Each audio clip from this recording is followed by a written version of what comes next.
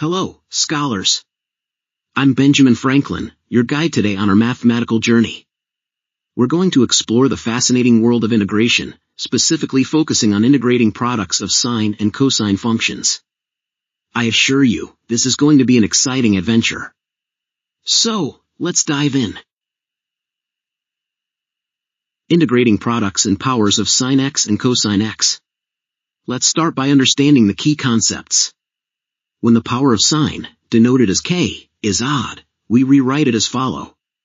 We then use the identity sine square x equals 1 minus cosine squared x to rewrite sine to the power of k minus 1, x in terms of cosine.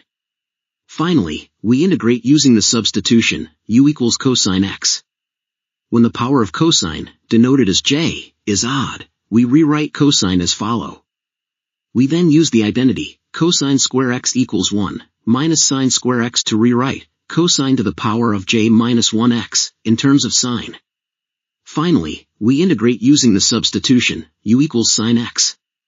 If both j and k are even, we use these identities. 4. Integration of products involving sine, ax, sine, bx, cosine, ax, and cosine, bx. We use these identities.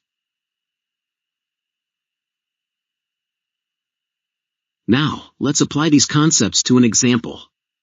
Evaluate the integral of sine of 5x times cosine of 3x.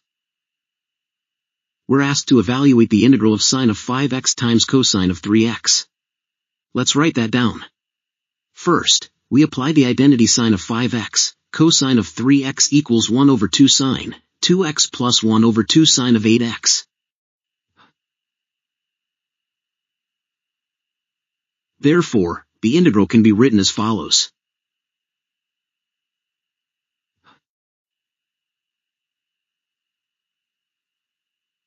Now, let's summarize our solution. The integral of sine of 5x times cosine of 3x equals negative 1/4 times cosine of 2x, minus 1/16 times cosine of 8x plus c. Great job, everyone! We've successfully navigated through the process of integrating products of sine and cosine functions. I hope you found this journey enlightening. Remember, practice is key to mastering these concepts. So, keep practicing and enjoy the process. Until next time, happy learning!